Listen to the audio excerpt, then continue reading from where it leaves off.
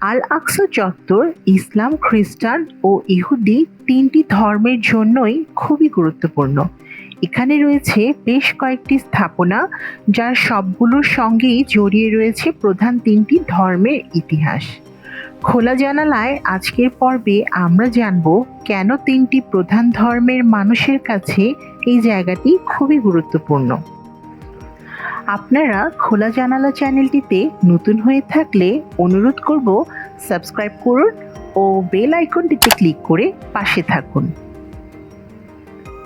ইহুদিরা বিশ্বাস করেন টেম্পল মাউন্টেই তাদের পয়গম্বর আব্রাহাম বা হজরত ইব্রাহিম আলাইহিসসালামের পুত্র ইসমাইলকে উৎসর্গ করার জন্য নিয়ে এসেছিলেন। এখানেই ছিল ইহুদিদের প্রথম ও দ্বিতীয় পবিত্র উপাসনালয়। তাদের মতে আল আকসায় বিশ্বের ভিত্তিপাথরের অবস্থান, যেখান থেকে বিশ্বের সৃষ্টি শুরু হয়েছিল। ইতিহাসবিদদের মতে জেরুজালেমে প্রথম মানব বসতি গড়ে উঠেছিল প্রায় ৩৫০০ খ্রিস্টপূর্বাব্দে ব্রোঞ্জ যুগে। আরও বলা হয় খ্রিস্টপূর্ব ১০০০ সালে রাজা ডেভিড জেরুজালেম জয় করেন এবং এটিকে ইহুদির রাজ্যের রাজধানী করেন। প্রথম পবিত্র মন্দিরটি রাজা ডেভিডের জেরুজালেম দখলের ৪০ বছর পর তার পুত্র সোলেমন তৈরি করেছিল বলে জানা যায়।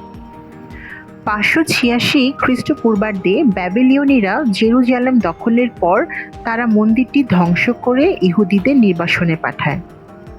এর প্রায় ৫০ বছর পর পারস্যের রাজা সাইরাস ইহুদিদের জেরুজালেমে ফিরে যাওয়ার পাশাপাশি মন্দির পুনর্নির্মাণের অনুমতি দেন। ৩৩২ খ্রিস্টপূর্বাব্দে এসে আলেকজান্ডার দ্য গ্রেট জেরুজালেমের নিয়ন্ত্রণ নেন। পরবর্তীতে রোমান, পার্সিয়ান, মুসলমানরা সহ আরও অনেকেই শহরটি শাসন করে। অন্যদিকে খ্রিস্টানদের মতে এখানেই যীশুখ্রিস্টকে ক্রুশবিদ্ধ করে কোনো একটি গুহার মধ্যে তার দেহ রাখা হয়েছিল। আবার মক্কার আগে মুসলমানরা যেদিকে ফিরে নামাজ আদায় করত তা হলো এই আল আকসা মসজিদ। এটি বিশ্বের প্রাচীনতম মসজিদগুলোর মধ্যে একটি।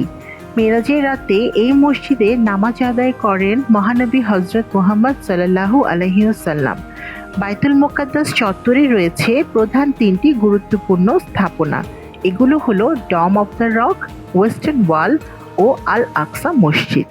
বর্তমান বাইতুল মুকাদ্দাস চত্বরে সোনালী গম্বুজের সবচেয়ে সুন্দর স্থাপনাটিকে অনেকে ভুল করে আল আকসা মসজিদ ভেবে থাকেন। এটি আসলে কোনো মসজিদ নয়, মূলত এর নাম ডম অব দ্য রক বা কুব্বাতুস সাখরা। আরবিতে কুব্বাতুস সাখরা এর বাংলা অর্থ পাথরের উপর নির্মিত গম্বুজ। ৬৯১ সালে উমাইয়া খলিফা আব্দুল মালিক এটি নির্মাণ করেন। মুসলিম সাম্রাজ্যের প্রথম গুরুত্বপূর্ণ স্থাপত্য নিদর্শন এটি। ১৯৯৩ সালে জর্ডানের বাদশাহ হুসাইন তার একটি বাড়ি বিক্রি করে পাওয়া ৮.২ মিলিয়ন মার্কিন ডলার দিয়ে ৮০ কেজি স্বর্ণ কিনে তা দান করে দেন এই কুব্বাতুস সাখরা বা ডম অব দ্য রকের জন্য। সেই স্বর্ণ এখনও জ্বলজ্বল করে ডম অব দ্য রকের গম্বুজে। ডম অব দ্য রকের মধ্যে আছে একটি পবিত্র পাথর। এই পাথরটি পুরো টেম্পল মাউন্টের অন্তর্গত সবচেয়ে পবিত্র জিনিস। হাদিসে বর্ণনা আছে এই পাথরের উপর ভর করে মহানবী ঊর্ধ্বাকাশে গমন করেন, আর ইহুদিদের কাছে এই পাথরটাই তাদের মূল কিবলা। ইহুদিদের বিশ্বাস অনুযায়ী এটির নাম ভিত্তিপ্রস্তর বা ফাউন্ডেশন স্টোন, অর্থাৎ এখান থেকেই বিশ্বের সৃষ্টি শুরু হয়েছিল।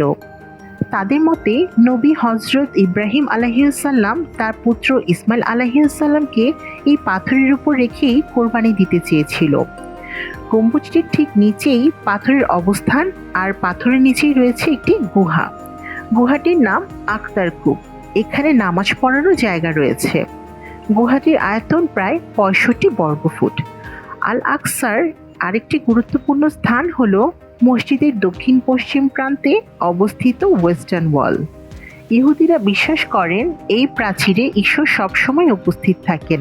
চুনাপাথর দিয়ে বানানো প্রাচীন এই দেয়ালটি কান্নার জায়গা নামে পরিচিত। প্রতি বছর কয়েক হাজার ইহুদি বিশ্বের সকল প্রান্ত থেকে এসে এই দেয়ালের সামনে জড়ো হন এবং এই দেয়াল ধরেই প্রার্থনা করেন। দেয়ালের মাঝে অসংখ্য টুকরো টুকরো কাগজ গুজে রাখে তারা। সেগুলোর মধ্যে লেখা থাকে ইহুদিদের প্রার্থনা। আল আকসা মসজিদকে বলা হয় পৃথিবীর নির্মিত দ্বিতীয় মসজিদ। সর্বপ্রথম মসজিদুল আকসা কে নির্মাণ করেছেন তা নিশ্চিত নয়। তবে এই ব্যাপারে ঐতিহাসিকদের তিনটি মত পাওয়া যায়। কেউ বলেন এই মসজিদের নির্মাতা হলো আদি পিতা হজরত আদম আলাইহিসসালাম। কেউ বলেন নূহ আলাইহিসসালামের সন্তান সাম এই মসজিদের আদি নির্মাতা। আবার কারো কারো মতে হজরত ইব্রাহিম আলাইহিসসালাম প্রথম এই মসজিদের ভিত্তি নির্মাণ করেন। জেরুজালেম মুসলিমদের কাছে আল কুদস নামে পরিচিত, যার অর্থ পবিত্র বা পবিত্র স্থান।